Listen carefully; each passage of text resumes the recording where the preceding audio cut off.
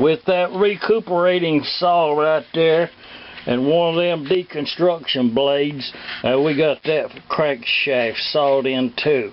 This is the mag side right there, and you can see how bad that is. Next thing I'm going to do is take that cover off right there, and we'll look up in there and see what it looks like. See, did we make a good choice?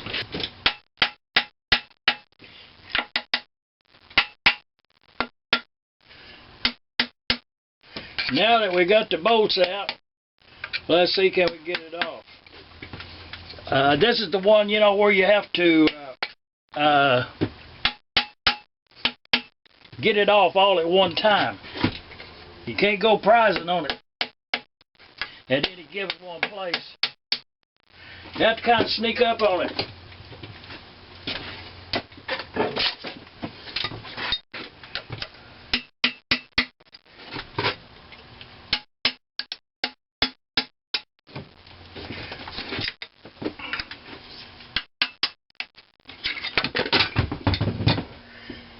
Now, that's the way to get them off.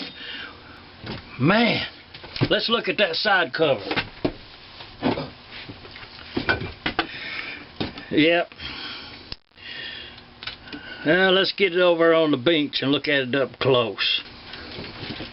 Might as well get the other side off.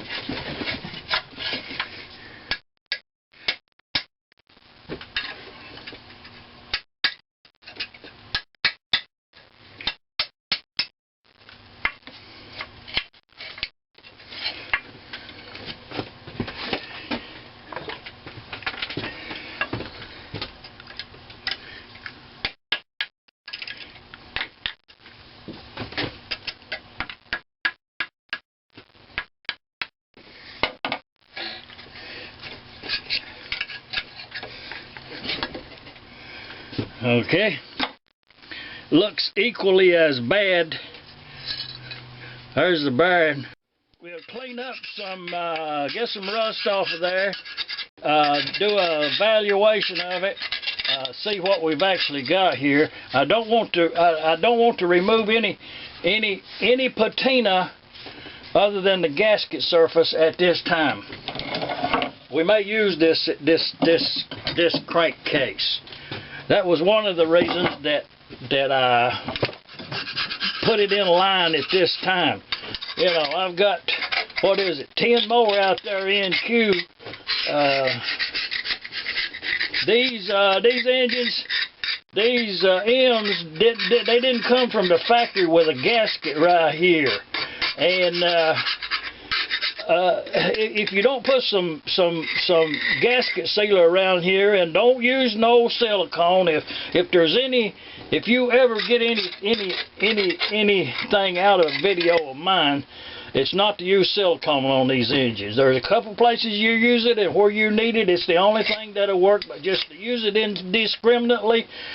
And actually, there's no place on this whole engine where you would ever need to use Loctite. Nowhere. It's just unnecessary. But anyways, we'll clean it up. And usually, as a rule, these engines ends up a little better than what they look like on the get-go. Now we got to get this.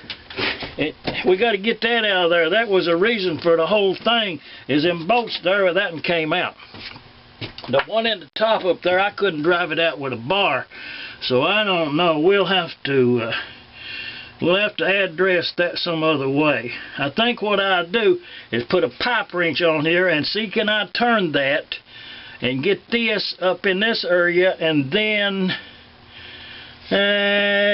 I can put a bar in the back. I'll be straight on that top bolt right there, and maybe be able to drive it out. I'm gonna do that. It's my standard setup. You know, the porta power comes around and affixes to the head bolts in this case, and the stud bolts with a spacer on the other side. Got the ram right in there on that fixture right there, and what I need to do is to push the piston out, and as this comes back and hits this back here, then I'll take the pipe wrench and turn this toward the front so that I can get to that top rod cap. To get us up to where we're at now is the piston is stuck about 3 inches up into the cylinder sleeve, and it's quite rusted on the back part of this sleeve right here. So the reason I needed to do that, and I've already broke down the porta power because it would damage probably the piston to push it over that rust right there. So I need to take the cylinder and the piston out in order to clean that, and then put it in the big press and press it out in a different fixture.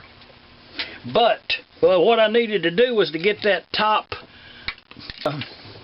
this bolt right here, and you can see the way it was such that striking it at an angle, it's bent beyond use. And once I got to this point, then I could rotate this with the pipe wrench and get that in a direction where when I put the chisel in from the back, the drift punch, then I could strike it at a straight angle. So let's get that out of there. The rod cap. Oh yeah. Oh, that was a good choice to just go ahead and, cause see that's been broke for a while. The Babbitt bearing. So good cap. And I am assembling all of this stuff over there on the workbench, and we'll get us an overall view. But now that I got that cap off of there, we should be able to get this loose. And it's free. Okay. Oh yeah, see that journal there. Now that's not to say that I could not fix this or you could not fix this. You actually can turn these journals, and there's several ways to repair this crankshaft. It's not the scope to get into it here tonight. It's just I had a replacement one, and this was the easy way to do it. And I kind of think that the